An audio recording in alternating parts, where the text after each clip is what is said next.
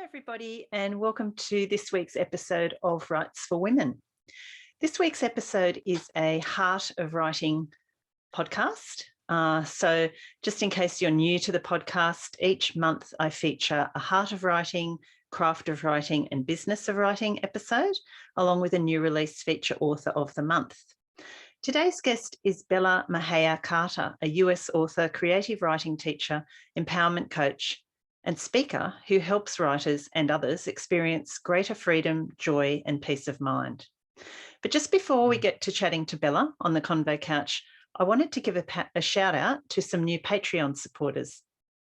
A massive thank you and shout out to Carrie Mollicino, Penelope Janu, Leanne Lovegrove, Valerie Miller, and Shelley Baird, who have all recently signed up to support the podcast on Patreon. If you don't know what Patreon is, it's a sort of subscriber thing, which just basically supplies a little bit of money towards the production, release, promotion, all those sorts of things to do with the podcast. And it's a huge vote of faith in the podcast and in what I'm doing here at Rights for Women to have all you lovely writers out there who are supporting the podcast already. You can support the podcast for as little as the cost of a cup of coffee per month. And you can find out more about that at patreon.com/rightsforwomen. There's a number of different tiers. As I said, as small as a cup of coffee up to maybe 2 cups of coffee a month. And there's a range of benefits and bonuses that you get for that support. So thank you to those new supporters and to all the other supporters who are out there already. I've already mentioned them on the podcast this year, and I just completely love you guys and really appreciate the support. The other thing that I wanted to let everybody know about is there is a Rights for Women closed Facebook community now. I think we're up to about 91 members there, and it's just a sort of safe, closed space for supporters of the podcast, any women writers out there who want to join and be part of that gang, I reckon, part of the tribe. And we just chat about different writing issues as they come up, and people can post any writing success or problems or anything at all about writing, share any articles or anything at all that they think is relevant to the rest of the group. So you can look for that on Facebook. It is a closed group, so you have to apply to join, and there's a couple of questions you have to answer, like, do you listen to Rights for Women? And your answer will be yes, of course, and then just agreeing to the group, rules and regulations, which are just the normal ones, nothing very onerous. So have a look for that on Facebook if you'd like to join us in the Rights for Women Facebook community. So now on to talking about our guest for today. Bella Mahaya Carter is a firm believer in the power of writing to heal and transform lives.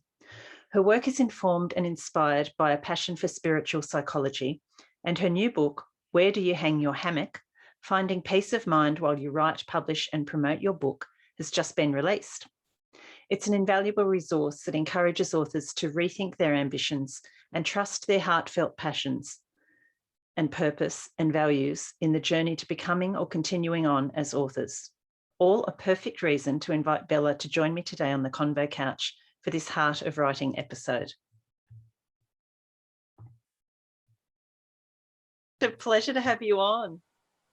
And, I've been working, not a long way into it, but I've been working my way through your book, and I'm just loving it. The ideas and everything in it are just fabulous.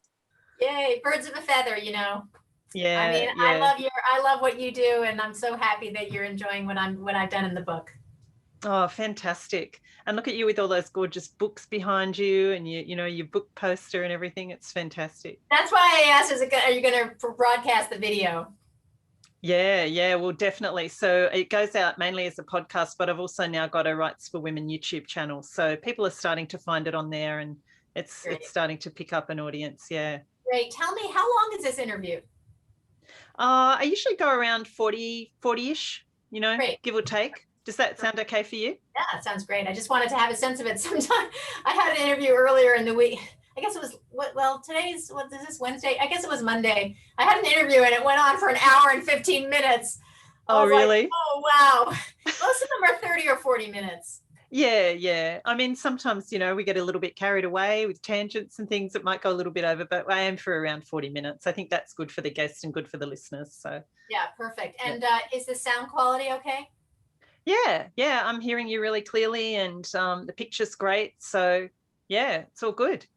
Excellent. Great. Well, let's get into it. I've already done the intro. So I'll just do a quick welcome to you, and then we can launch into the questions, and any tangents or anything else at all that you feel like throwing in there, just go for it. We're not rigid. Perfect. That's great. Okay. So Bella, welcome to the Convo Couch at Rights for Women. Thank you. I'm thrilled to be here. I love the Convo Couch. It's great. And is it purple, the Convo Couch? Well, in my head, it's purple. Okay. But I was lucky enough to recently buy a vintage caravan, which has become my podcasting studio. And the cushions, which have been all beautifully renovated and newly polished, newly covered, are actually a beautiful light powder blue. So yeah, I was toying with the idea of re-cushioning them, but I figure you can't actually see the cushions when we record. And it's actually really nice. It's all sort of decked out in blue and white. So yeah. Beautiful. Yeah. So I thought I saw an image of them and I thought the color looked purple and I'm like, I wonder if that's purple or blue. Okay, so I'm happy to know that. So Bella, can you start by telling us about your writing history, how you got to be where you are now, and your path to publication? Okay, I'm going to break that down into two questions because there's a lot there. Yeah. So maybe the first question is my writing history, or how did I come to be where I am? Mm-hmm. And I think, like a lot of writers, it wasn't a straight path. It was a circuitous one. My creative life started as a dancer, and I was studying at a conservatory. I had been training my whole life to be a dancer, and I was studying at a conservatory, but I had a back injury and I had to stop dancing, which was devastating to me. Mm. But the thing that I realized was that one of the things that I loved most about dancing was choreography. And the reason that I liked to make up dances was because I liked to tell stories. And actually, I liked stories even as a child. I used to just sit around the dining room table and listen to my parents and their friends talking, because once the kids would leave the table, the parents would start to they would forget that I was there. Yeah. And they would start to share really juicy stuff. And so I've always loved stories. So after I couldn't dance anymore, I thought, well, I want to become educated. So I went to college and I studied literature. And while I was in college, I had this teacher who was a film person. And I took a course called Images of Women in Film. Mm-hmm. And I thought that was really interesting. I learned a lot. And so I decided to go to film school. And when I was in film school, I was a writing teaching assistant for screenplays. And when I graduated from film school, I was working on a screenplay and it wasn't really going anywhere. And so I went to this adult extension class at UCLA, and I heard a bunch of teachers talking about their classes.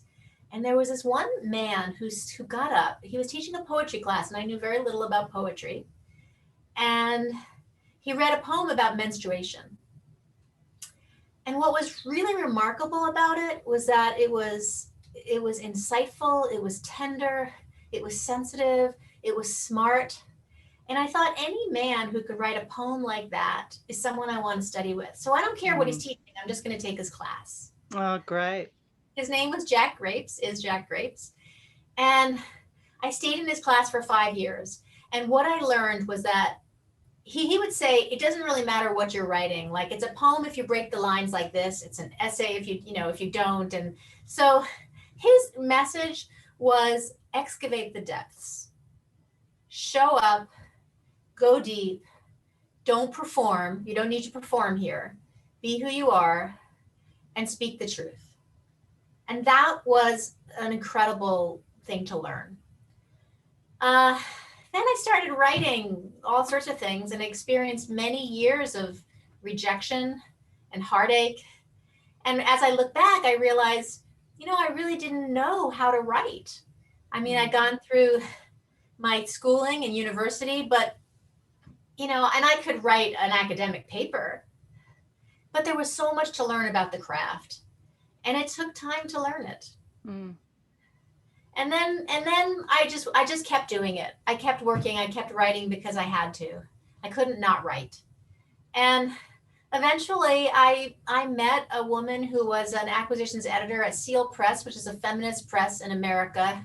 It happened to have been one of my favorite presses for years during that time. And she actually left Seal Press because she felt that she didn't have the freedom to acquire the books that she wanted, because now the company was being taken over by a larger company. And so now she could only publish authors who had big platforms. And so she started She Writes Press in America.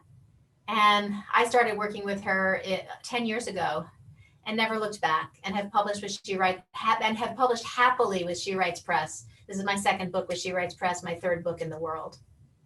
Oh, I love that story. I actually got a little bit tingly when you were talking about, the excavating, going deep, speaking your truth.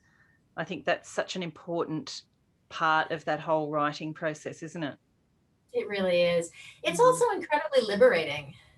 I mean, I didn't know I had stories that I was there were things that had happened in my life that I was deeply ashamed of. And I didn't talk about it. I didn't even remember them until I started writing.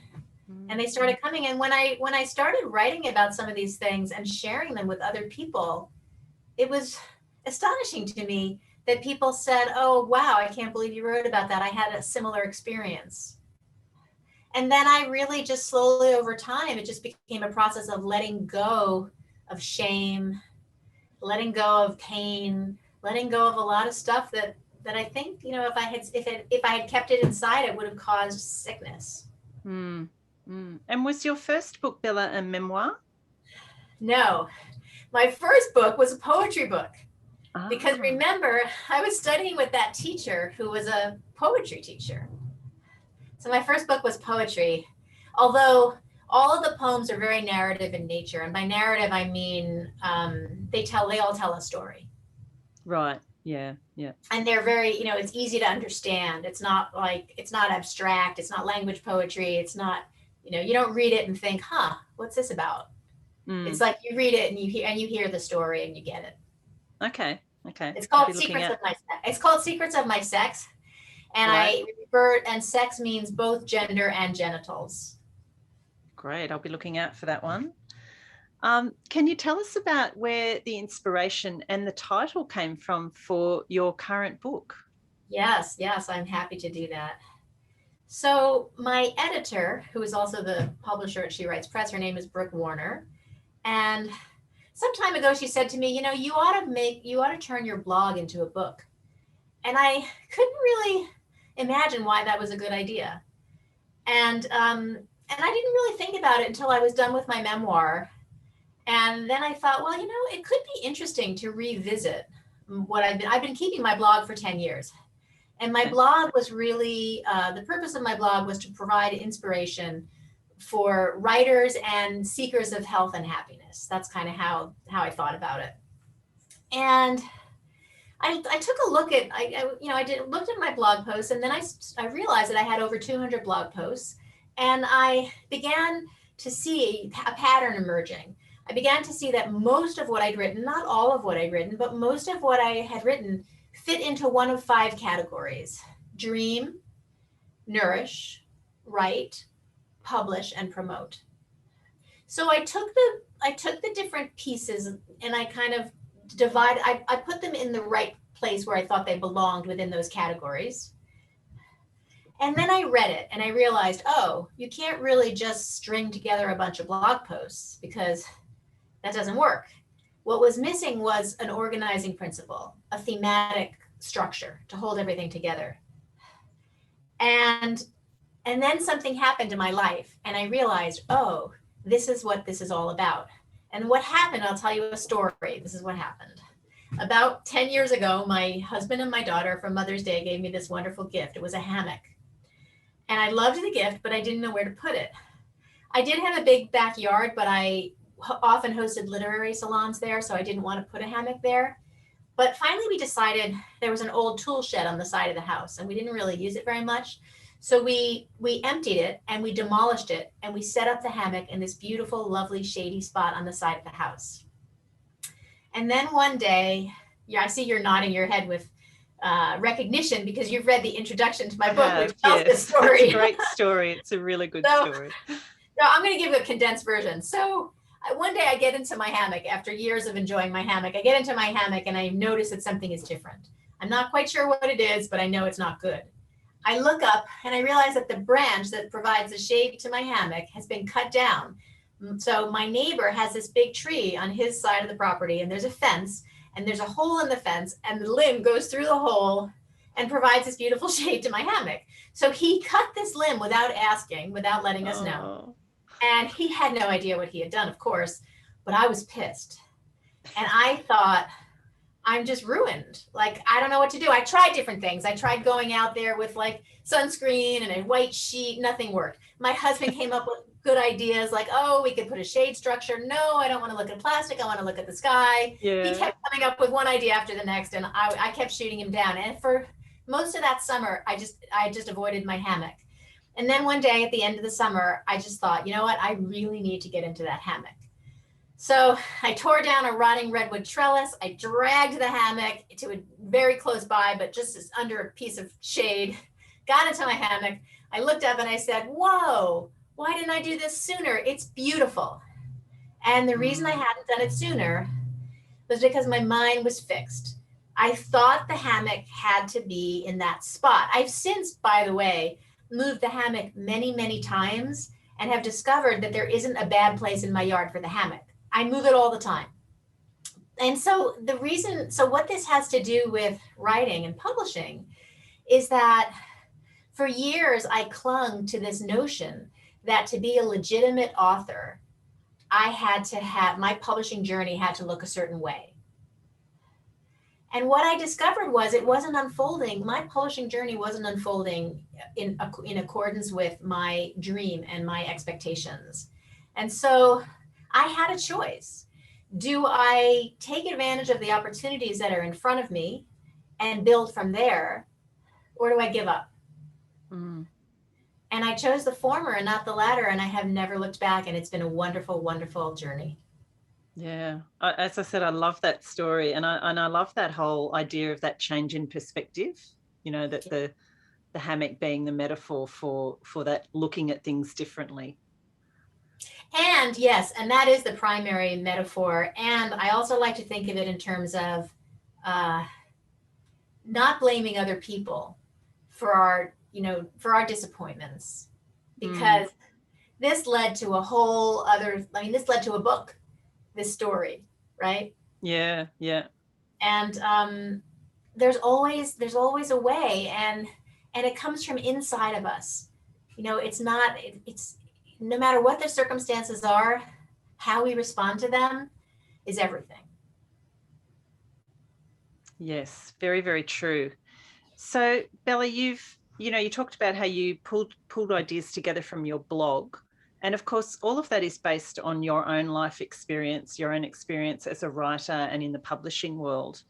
And how have you then sort of pulled that together with the journal topics and made it that one coherent text? Yeah, I love this question. And the reason I love it is because once I got started on the project, and the project came together very quickly, I would say 2 or 3 weeks of 8 hours a day, it happened. I just realized, oh, wow, I have this book. I didn't really plan it, to tell you the truth. And of course, I was drawing on 10 years worth of material, but the book had its own momentum. And I just respectfully listened. I discovered that when you organize material thematically rather than chronologically, it takes on a life of its own. And, I didn't know I was going to do the journal writing prompts at the end. I just thought, one day I just thought like, well, how would I like this chapter to end if I were a reader? And I thought like, well, maybe it would be nice to just ask some questions. So the book, I know it was a very strange process, because no sooner would I have a question in my mind, like when I first put the book together, I noticed there was a lot of redundancy and there were gaping holes. And that was obvious. But like as soon as I saw that there was a hole, I was like, well, what belongs there? And pretty much like right away on the heels of the question came the answer. So I would say the lesson in this for me was understand that you don't go into projects. I mean, there are projects that you go into and you do have a sense of it and you know what it is. But even with a project where I was, creating a book out of a blog, even then I didn't know what was going to transpire. I just showed up. I was open and available to what wanted to be expressed through me. And I received it. And now I'm just, paying it forward. I'm just sharing it. But in some ways, I don't feel like I wrote the book. It's very odd. I mean, I have a little reading table crowded with books next to my comfy chair in the living room. And I have a copy of it there. And I sometimes late at night will pick it up and just open to any random page. And I'll start to feel inspired. And I'll like as if I didn't write it. Like I don't know where this book, I don't know where this came from, but it just wanted to be published and it happened to have come through me. I love that. So there's so much in there, isn't there, about trusting the process and believing, that what the story that you've got to tell or the wisdom or whatever it is that you've got to share is, valuable. Yeah. Yeah. I mean, I find that most people have no idea the value of their gifts. They don't. Many of my students, and I'm a writing teacher and a coach, and many of my students and clients, they don't realize the value of what they've written. They don't see it. They're so close to it. It's just they just feel like it's from their lives, and they think, why would anybody be interested? But the truth is, when it's closely observed, and there's enough sensory detail, which my students, many of them have been around for a long time, and they're quite good at that. And even so, they don't recognize the power of what they've written. So it can be really helpful. It can be helpful to work with other writers in some capacity, as long as they're people you can trust, and as long as, like with teachers, because I've worked with all kinds of teachers, I've worked with famous writers who were terrible teachers, and lesser known writers who were great teachers. Not that they're just different skills. And so I recommend that writers especially find a community or create a community, which is what you've done here. And it's so beautiful. I so admire you for what you're doing. Oh, thank you. Well, I've had that experience myself, that having been writing now for 20 years, really. And, I've, like you, had the ups and downs of the whole publishing journey. And, sometimes I have a question for you later about that whole publishing issue. But certainly I know for my own, progress, my own mental health, everything to do with my writing life, if I hadn't have had some very trusted writing buddies, Yes. and teachers along the way, I think I probably would have given up, to be honest. Yeah, me too. Definitely. Which brings me to this next question is about fear and doubt. And I think they're things that as writers we're very familiar with, and things that can actually, stop you in your tracks. How do you suggest, Bella, that people deal with those emotions? I love this question. There's a chapter in my book that I call Universal Doubt. And the reason it's called Universal Doubt is because it took me a long time to learn this. But so we tend to think that the thoughts that come up in our head are the truth.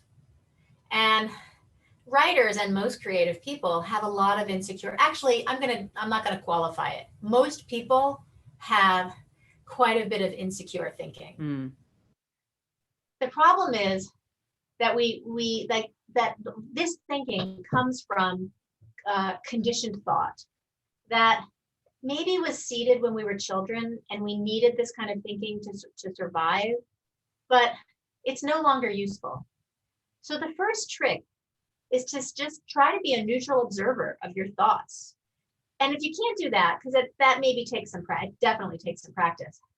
If you're feeling like you're in a bad mood, if you're feeling low, depressed, anxious, angry, And you just kind of take a step back and you just say, oh, I must be having some thinking that is creating this feeling in my body.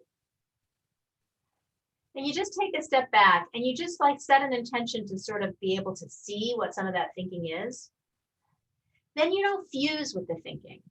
I think of it like this. Imagine fish in water. They don't realize they're swimming in water. The water is just part of their natural environment. That's how it is with us and our thinking. We swim around in our thoughts, thousands of them every day, probably more than that. And we don't realize it's just the mind kind of doing what the mind does. You know, it's just, that's what the mind is there for. And it's a wonderful tool, but it's a better servant than master. So I say to people who have doubts, so do I. So does every writer I have ever met in my life. So do all my students, all my clients. So does everyone I've ever met. So the question is, what are you going to do with that?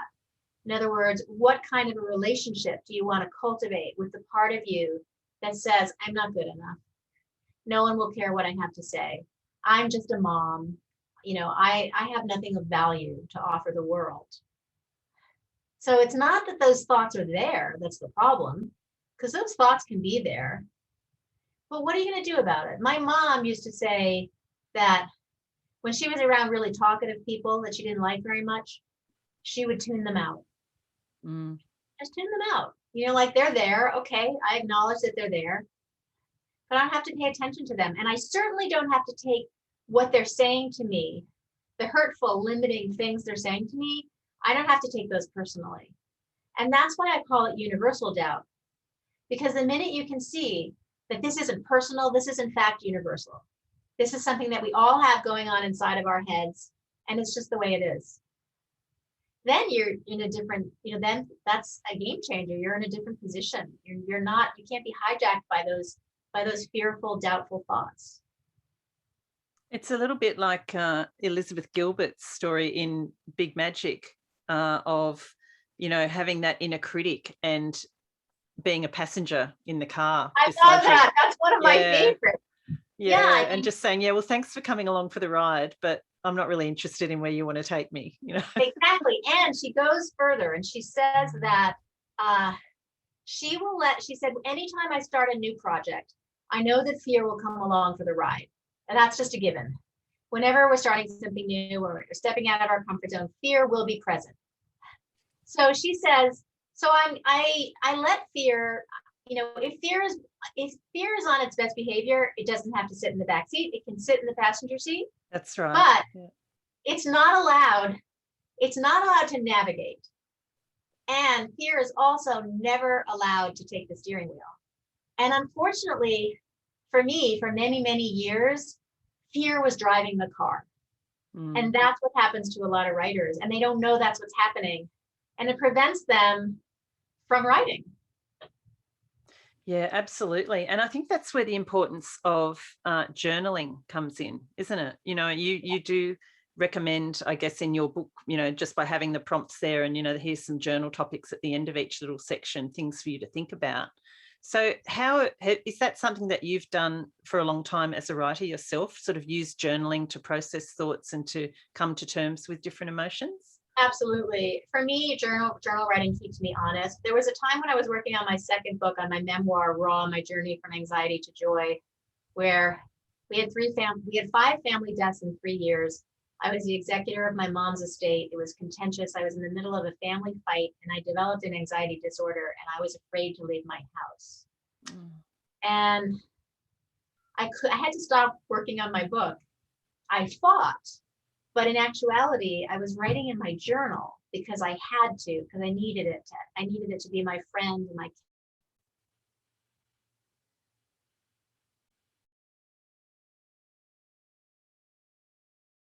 Oh, we've frozen for a minute there, Bella. Can you still hear me? I've lost you. Hopefully you come back. Oh, sorry, Bella, are you there? Yes, can you hear me? Yeah, sorry, we froze for a moment. So I'm not sure how much of that would be recorded, but maybe if you can go back to, you know, when you needed your journal to be your friend. Yes. Yep. Yes. Okay.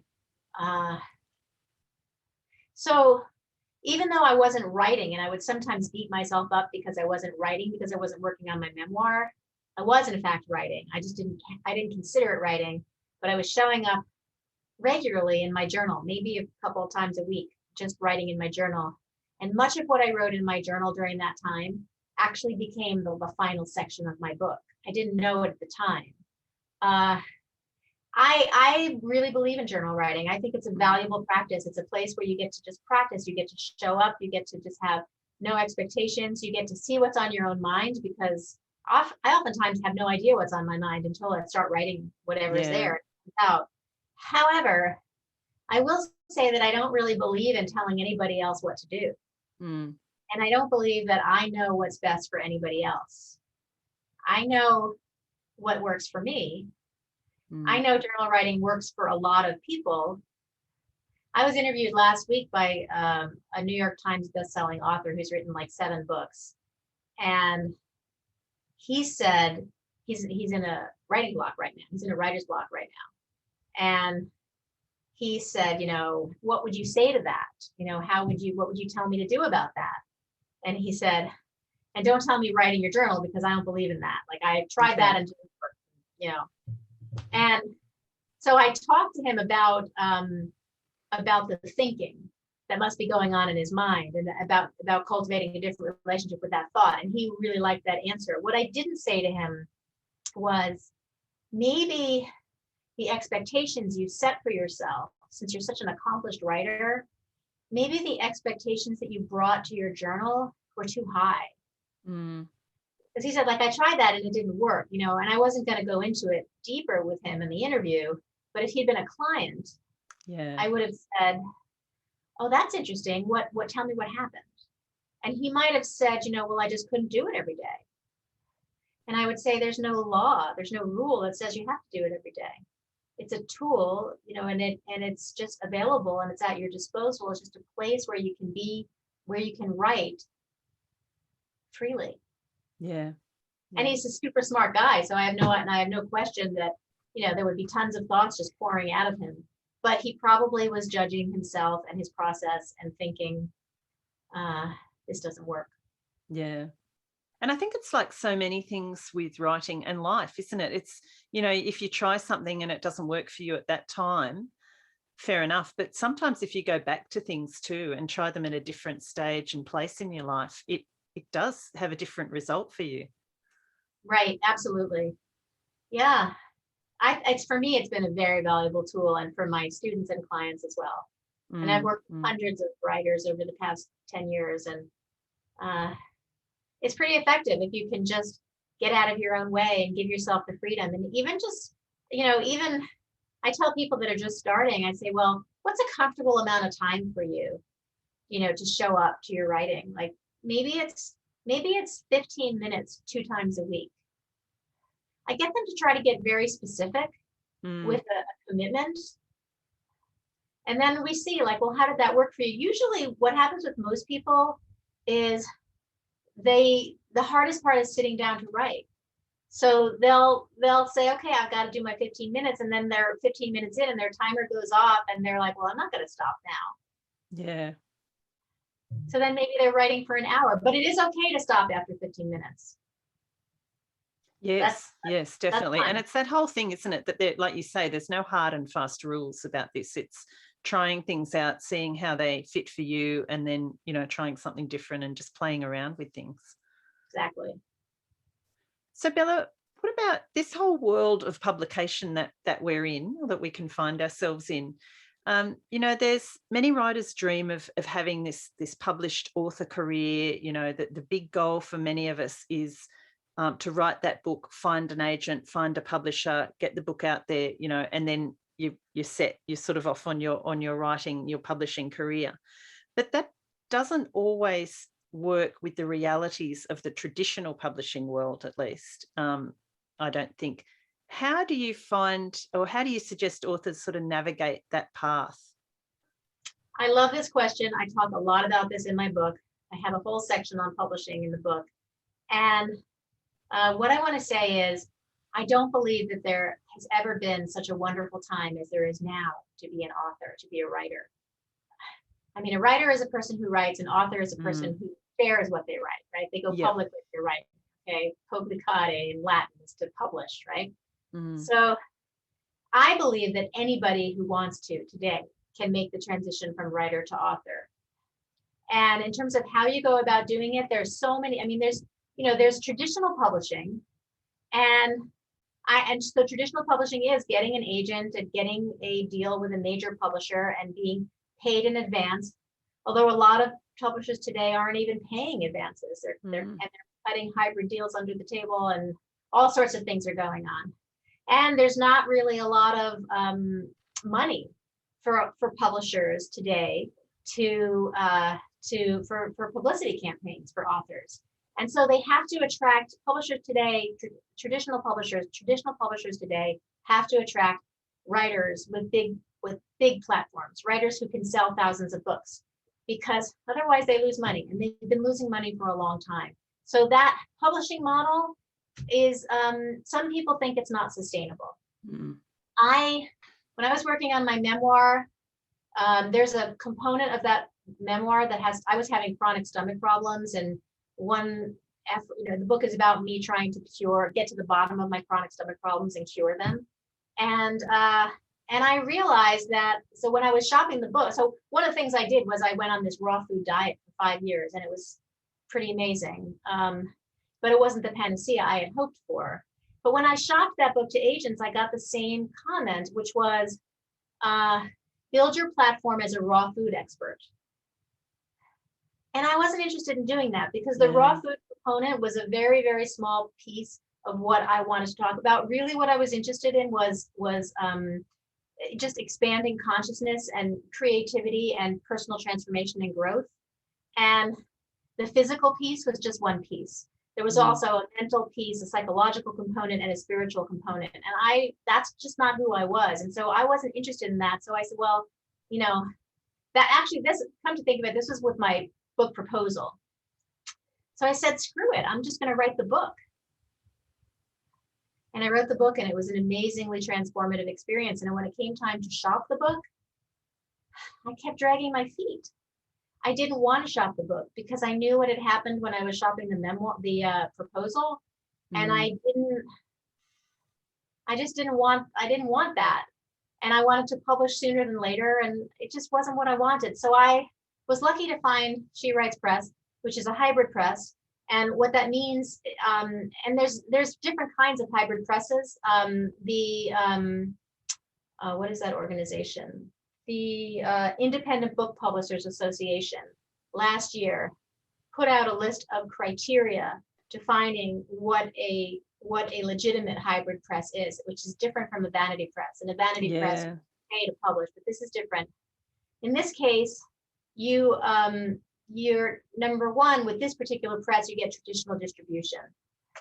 You pay for the production cost of your book, but then you have ownership of your book, and you basically get 80% of the profits of your book rather than 7%, which is more typical in traditional publishing. Yeah. And you are responsible for your publicity, but you know what? A lot of authors today are responsible. There are authors today turning down traditional deals to publish either on a hybrid press, or, if you really want to do it economically, you're very economically self-publishing, although distribution is an issue with self-publishing. So I'm not sure if this is answering your question. Is this kind of what you were? Well, I mean, it's really interesting to hear about that, because I hadn't really thought too much about that whole hybrid model, is that sort of in between, it's somewhere in between, isn't it? Self-publishing, traditional publishing, and as you say, vanity publishing, which, I've had a few clients and friends be bitten by vanity publishing and have paid out a lot of money and gotten very, very little, or if not anything, in return. So it's really interesting to hear about this hybrid model. Yeah, I would say to learn as much as you can about your options. Like a vanity publisher, like if you're 80 years old and you don't want to do any publicity and you just want your book out there and you want it to be done for you, like maybe it's not, you just want a legacy book for your family, like maybe that's not such a bad thing. But I recommend to all of my students and clients that they, if they want to publish, learn the landscape. Yeah. And a wonderful book that Brooke Warner wrote is called Greenlight Your Book: How Authors Can Succeed in Today's Publishing. I don't remember the exact title, but that's the idea: how authors Yep. can succeed in today's publishing landscape, or I'm not sure that's the word she uses. And just get the lay of the land and see what are the different options, and and then just have clarity around what are your goals. Like, it's so interesting because I know somebody who published traditionally and wrote a novel that she couldn't sell, put it in a drawer, wrote another novel that she couldn't sell, and hasn't done anything for decades because she can't get. I said to her, what about, self-publishing or hybrid publishing? And she said, well, I won't have a big enough audience. And so what I say is, what would you rather have? A small audience or no audience? Mm. And the truth is that my memoir went on to win an award, and it helped me develop my newsletter and my mailing list, and my platform has grown. I had a lot of practice with podcast interviews, radio interviews. So, if I had not made that decision, I could still be waiting now for a traditional publishing deal that may or may not come. And I have clients and students, by the way, who have gotten agents, have gotten deals. I've seen some people's deals fall apart. Yeah. I've seen some students and clients get agents and they're excited in the beginning, and then suddenly the agent's not returning their call. And I mean, you hear all kinds of stories, right? So I think the only thing that makes sense is learn the lay of the land, see what's available, and then like see what opportunities present themselves. And go forward, because in my experience now, this is my second book, it's really fun. And I'm learning a lot, and I'm sharing a lot, and I'm absolutely 100% a legitimate author. There's nothing illegitimate about this at all. And I'm gaining valuable skills, and I'm growing my platform and my audience. But I have to admit, it took courage. I had to believe in myself. I had to believe that what I had to say was worth sharing, even if I didn't get a deal with Random House or Penguin. Yeah, I can really relate to that, Bella. I had the same experience with it was my fifth published book, Cross My Heart, which I couldn't get a traditional deal for. And it was the same thing, I'd been recommended by the publisher, just put it in a drawer, write the next one. But there was something that, in that story and about that story that I really wanted to get out there into the world and share. And so it really came down to how much did I believe in the story and how much did I believe in myself, And I have to say that having that book rejected by traditional publishers was the best thing that could have happened to me at that point in time, because it pushed me really hard to make that story the best it could possibly be at the time. And like you say, I learned a whole lot of new skills. I met new people. I connected, with different organizations and parts of the publishing world that I otherwise wouldn't have done, and it's not that I'm now rejecting traditional publishing. I'd be quite happy to have another trad deal at some point, but that was such a valuable experience that I'm really glad it happened.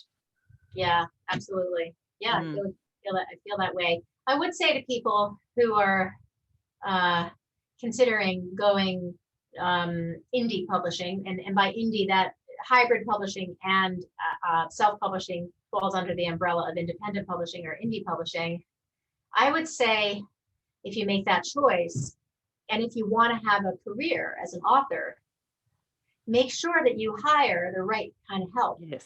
Make sure the product that you put out is a professional product.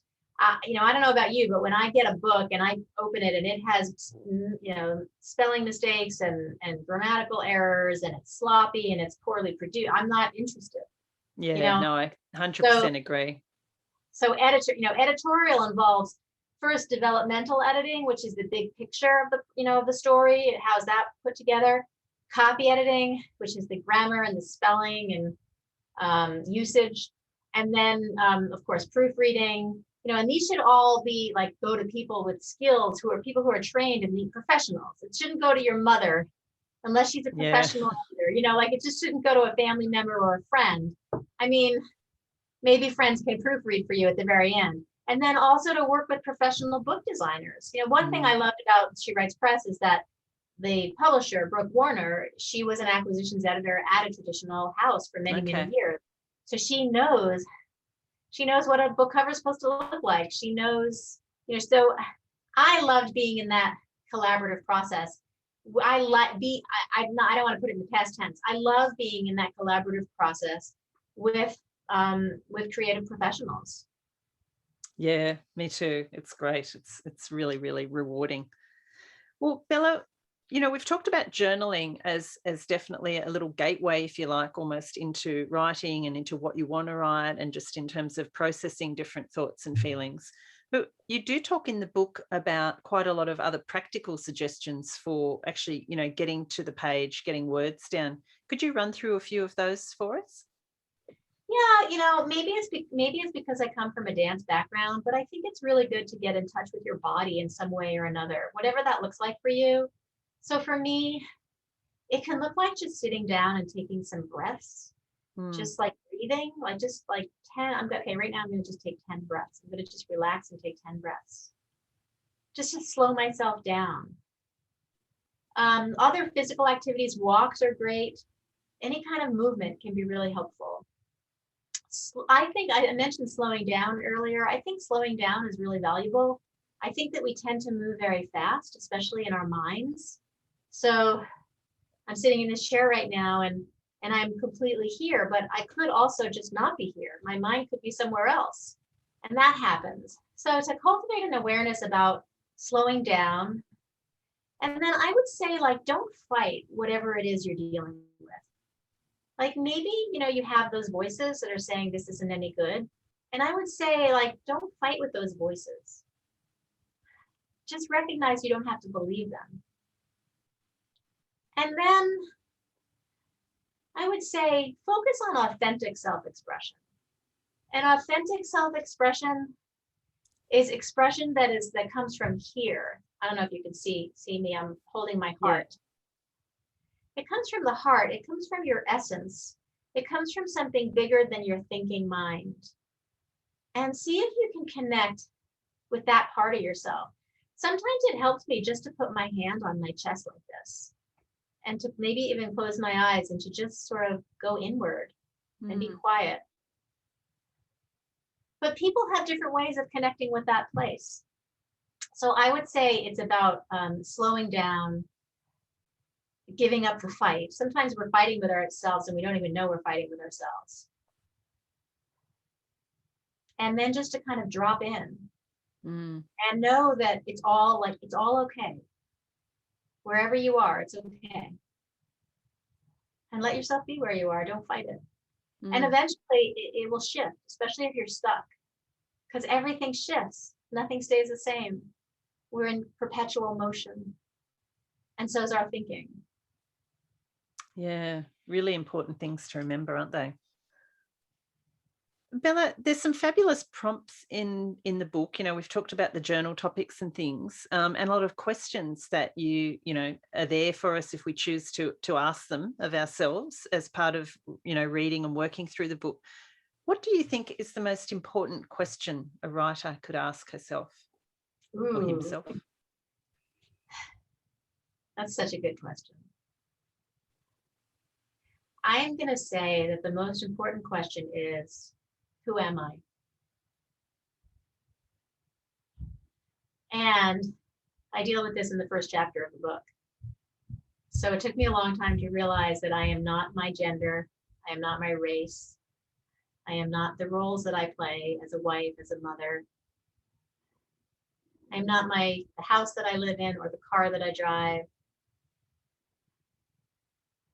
I'm not even what I do. I'm not even a writer.